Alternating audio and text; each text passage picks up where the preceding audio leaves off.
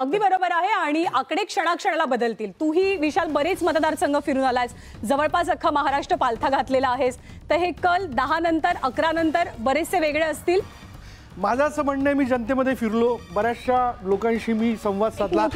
मंदा म्हात्रे पिछाडीवर आहेत. बेलापूर मतदारसंघ, पुन्हा बेलापूर मतदारसंघाबद्दल देखील मोठी चर्चा, कारण संदीप नाईक त्या ठिकाणी त्यांच्या विरोधात उभे आहेत. त्याच्यामुळे तुतारी विरुद्ध कमळ ही सगळी लढत होत असताना खरं तर परिवाराच्या पलीकडे जाऊन विचार करायला हवा असं लोक म्हणत होती. पण आता मंदाताईंची पिछाडी दिसते, सांगता येत नाही, थोड्या वेळात ही पिछाडी आघाडीवरती असू शकते. गणित इंटरेस्टिंग आहे. वडील भाजपमध्ये आहेत आणि मुलगा तुतारीवर आहे, तेव्हा कमळ आणि तुतारी एकत्र नांदताना आपल्याला एका घरात एका टेबलवर नांदताना दिसलेलं आहे. तर अजब असं हे राजकारण आहे महाराष्ट्राचं. आणि अजून कोण कोण कुठे नांदेल म्हात्रे नाईक नंतर काय होऊ शकतं त्याचा हे पण असू शकतो, असं पण होऊ शकतं. काही झालं तरी सरकार त्यांचं असं पण करू शकतात. नाही काही झालं तरी त्यांच्या घरात सत्ता येणार आहे. नाईकांच्या घरात मोठी अपडेट आहे. माहीम मधनं अपडेट अमित ठाकरे आघाडीवर आहेत. अमित ठाकरे आघाडीवरती आहेत. माहीम मतदारसंघाकडे सर्वांचं लक्ष. नरहरी झिरवळ हे सुद्धा त्यांच्या मतदारसंघात दिंडोरी मधनं आघाडीवर आहेत.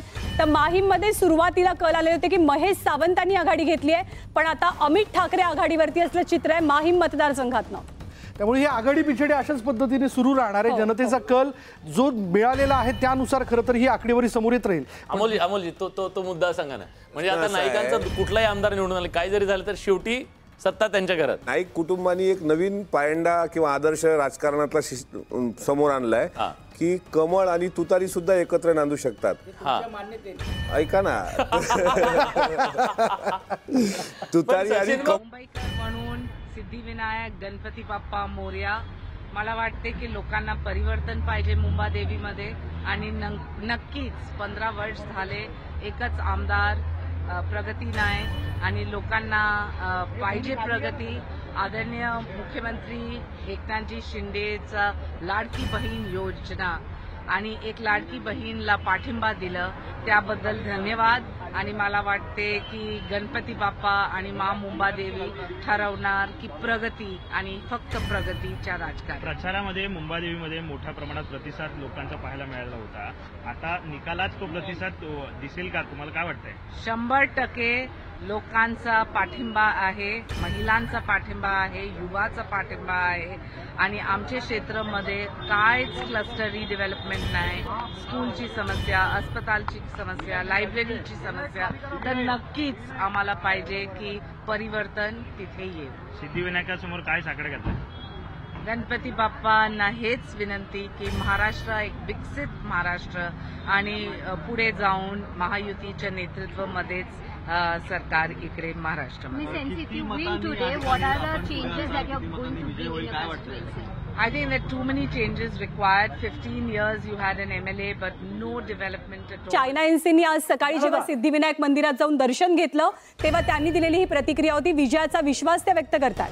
पंढरपूर मंगळवेढा मतदारसंघाबद्दल फार मोठी चर्चा होती. समाधान आवताडे विरुद्ध भरत भालके आणि शिवाय अजित सावंत म्हणजे तानाजी सावंत यांचे पुतणे हे त्या ठिकाणी रिंगणामध्ये आहेत. त्यामुळे या सगळ्याच्यात भगीरथ भालके यांना शेवटपर्यंत त्यांनी माघार घ्यावी यासाठी त्यांच्यावर दबाव आणण्यात आला, पण त्यांनी माघार घेतली नाही. त्यामुळे ही मैत्रीपूर्ण लढतीत आता भगीरथ भालके आघाडीवर असल्याचं दिसतंय.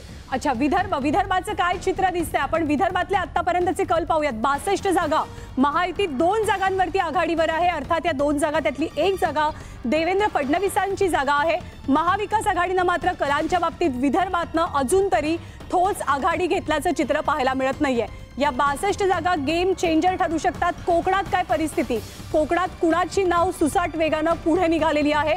21 जागांमध्ये महायुती किती, महाविकास आघाडी किती, आघाडी किती, पिछाडी किती याचं चित्र थोड्याच वेळात कळेल. आतापर्यंत 47 जागांचे कल हाती आले, ज्यापैकी 30 जागांवरती महायुती आघाडीवर आहे तर 15 जागांवरती महाविकास आघाडी आघाडीवर आहे.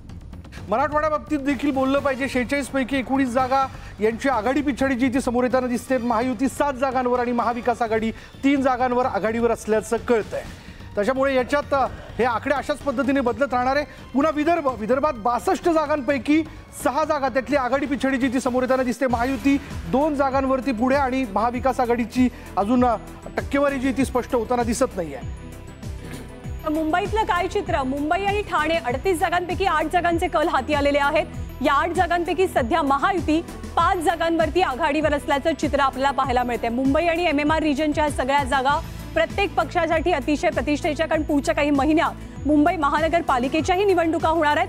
त्यामुळे मुंबई ठाण्याचा कल कुठे, मुंबई ठाण्याची जनता कुणाला पसंती देते हे अर्थातच खूप महत्त्वाचं. 5 जागांवरती महायुती सध्या आघाडीवर. त्यांना प्रेक्षकांना आपण हे सांगायला हवं, इतर चॅनल आतापर्यंत 200 पर्यंत पोहोचलेले आहेत, काही जण 150 पर्यंत पोहोचलेले आहेत, पण ते सगळे आकडे खोटे आहेत. कारण आम्ही निवडणूक आयोगाकडून जे आकडे खरे आकडे आहेत ते तुम्हाला थोडेसे सावकाश आकडे दिसतील, कमी दिसतील, पण ते खरे आहेत.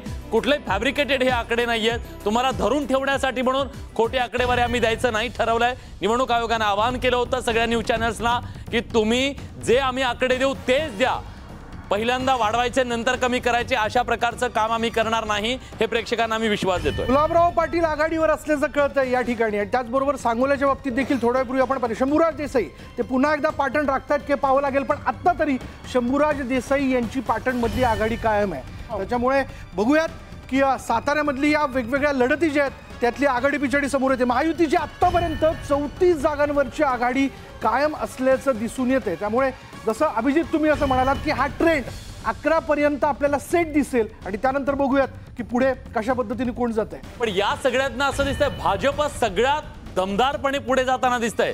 भाजपबद्दल खूप नकारात्मक बोललं जात होतं, पण आकड्यांमधून असं दिसतंय की भाजप सगळे इज इक्वल टू भाजप दिसतंय. याचा अर्थ घोडदौड दिसते ही पहिल्या तरी ह्याच्यात. अगदी खरं विलास. लोकसभा निकालानंतर वाटलं होतं की काँग्रेस हा विधानसभेत सर्वात मोठा पक्ष राहील, परंतु 4 महिन्यामध्ये जे वातावरण बदललं, भाजपने योग्य तिकीट वाटप केलं आणि समीकरणं भाजपच्या सोयीची होत गेली.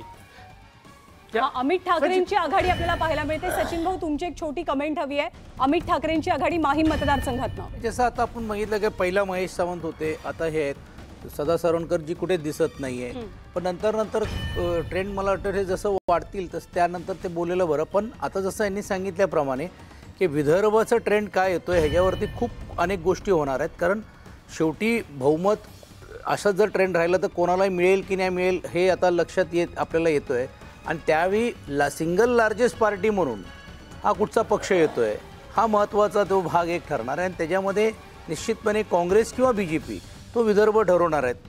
तो ट्रेंड बघणं मला वाटतं इंटरेस्टिंग राहणार आहे. आणि या सगळ्या आकड्यांमध्ये खूप इंटरेस्टिंग गोष्ट म्हणजे महायुतीचे 37 आकडे आहेत, त्या 37 पैकी 23 आकडे, 23 जागा या एकट्या भाजपच्या जागा आहेत. राज्यात काय स्थिती, 56 मतदारसंघातले कल आपल्या हाती आलेले आहेत, ज्यापैकी महायुती 37 जागांवरती आघाडीवर आहे, तर महाविकास आघाडी 17 जागांवर, भाजप 23 जागांवरची आघाडी टिकवणं हे सुरुवातीचे कल आहेत. शिवसेना 6 जागांवरती आघाडीवर आहे, एकनाथ शिंदेंचा पक्ष, तर राष्ट्रवादी अजित पवारांचा पक्ष 8 जागांवरती आघाडी मिळवून आहे. महाविकास आघाडीचं काय चित्र, 17 पैकी 7 जागांवर काँग्रेसची आघाडी, शिवसेनेची ठाकरेंच्या पक्षाची 5 जागांवर, तर शरद पवारांच्या राष्ट्रवादीची 4 जागांवरची आघाडी. तुम्ही आता याच वेगाने गेला तर 180 पर्यंत पोहोचणं थोडं अवघड होईल, तुम्हाला असं वाटतं?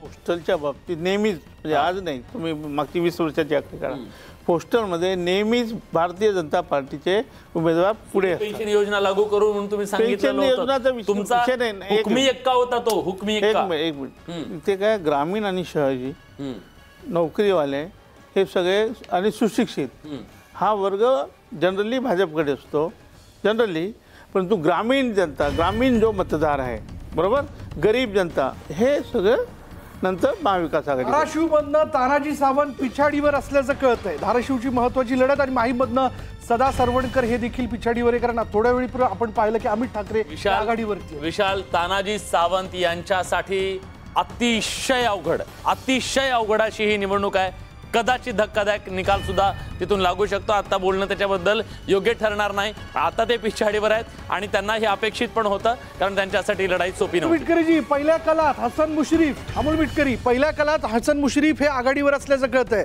समरजित घाटगे यांची पिछाडी आहे, त्याच्यामुळे ही आघाडी पिछाडी अशाच पद्धतीने सुरू राहील. पण चला, आशावादी आहात तुम्ही, अशा प्रकारे आघाडी कायम राहू शकते. समाधान बहुतेक त्या गोष्टीचं असेल, 9 जागांवर राष्ट्रवादी, 6 जागांवर शिवसेना. समाधान नाही, एकदा येऊ द्या निकाल, त्याच्यानंतर मी समाधान माझ्या चेहऱ्यावर ओसंडून. तिकडे राष्ट्रवादी SP 5 आणि तुम्ही 9, काहीतरी मनात होत असणार ना, असं थोडं आम्ही स्ट्राईक रेट आमचा अति उत्तम असेल यात काही दुमत असण्याचं कारण नाही. त्यामुळे थोडं वेट अँड वॉच. फॅब्रिकेटेड आकडे नाहीये, जे आहेत ते आहेत. मी म्हणूनच जे आकडे आहेत, तुमचे आकडे काय सांगतायत, अजितदादा काय सांगतायत? अजितदादा 9 आणि शरद पवार 5. असेच आकडे तुमचे उत्तरोत्तर वाढत राहतील आणि तुतारीची पिछाट होत राहील अशी मला अपेक्षा आहे. मग रामकृष्ण हरी आता घरीच बसून वाजवा तुतारी, असंच होणार आहे. पुन्हा एकदा महाराष्ट्राची आकडेवारी, महाराष्ट्राचे आकडे पाहूया. 63 जागांचे कल हाती आलेत. महायुतीची गाडी सुसाट सुटली आहे सुरुवातीच्या कलांमध्ये. 41 जागांवरती महायुती आघाडीवर आहे. इंटरेस्टिंग गोष्ट म्हणजे तासगावमधनं रोहित पाटील आघाडीवर असल्याचं कळतं. राष्ट्रवादीचे संजय पाटील हे पिछाडीवरती आहेत आणि या रोहित पाटलाची ही आघाडी जर अशाच पद्धतीने राहिली तर सांगता येत नाही की जी चर्चा तासगावमध्ये आपल्याला ऐकायला मिळाली होती ती खरी ठरते की काय. पण एक सांगावं लागेल, रोहित पाटील यांच्यासाठी ही निवडणूक सुरुवातीच्या काळात खूप सोपी होती, पण नंतर ही निवडणूक खूप अवघड सुद्धा झालेली आहे. भोकरे सर, काय घडत होतं तिथं, असं काय घडलं? त्याच्यात बरीच जातीय समीकरणं झाली आणि अजित घोरपडे जे पहिला संजय काकांच्या आधी संजय काकांना विरोध करत होते लोकसभेला, तेच परत संजय काकांच्याकडे गेल्यानंतर त्याचा परिणाम उलटा झाला तिथं आता. आणि काय उलटा झाला, धनगर समाज सुद्धा आज रोहितकडे गेला त्या बाजूला. आणि दरवेळेला संजय काकांचं आम्ही ऐकायचं का असं तिथला तो सामान्य कार्यकर्ता बोलू लागला आणि रोहितला त्याचा फायदा झाला. आणि अजितदादांचं आर पाटील यांच्याबद्दल झालेलं वक्तव्य याचाही परिणाम होऊ शकतो या ठिकाणी. त्यांनी आर पाटलांबद्दल जे विधान केलं परिणाम झाला त्याचा. शेवटी एक सहानुभूती नावाचा प्रकार आहे तिथं. आर पाटलांच्या बद्दलची जी आपुलकी आहे आणि त्यांच्याबद्दल असं बोलल्यानंतर अजितदादांनी त्याचे रिॲक्शन आले ना, आणि ते आता दिसतंय आपल्याला. आणि त्यामुळे तासगावमध्ये सध्या रोहित पाटील आघाडीवरती आहेत. कुणाची गाडी काय स्पीडनं पुढे चाललेली आहे. महाराष्ट्र म्हणजे खास करून विदर्भातल्या त्या 62 जागा आपल्याला दिसतात माझ्या मते. त्यापैकी 10 जागांचे कल हाती आलेले आहेत आणि विदर्भातल्या 10 जागांवरती भाजप 3 जागांवरती आघाडी टिकवून आहे. राष्ट्रवादी म्हणजे घड्याळानं एका जागेवरती आघाडी घेतली आहे. काँग्रेस 3 जागांवर म्हणजे भाजप आणि काँग्रेस समसमान सध्या तरी विदर्भात, आणि इतरांच्याही 3 जागा आपल्याला आघाडीवर असल्याचं दिसतं.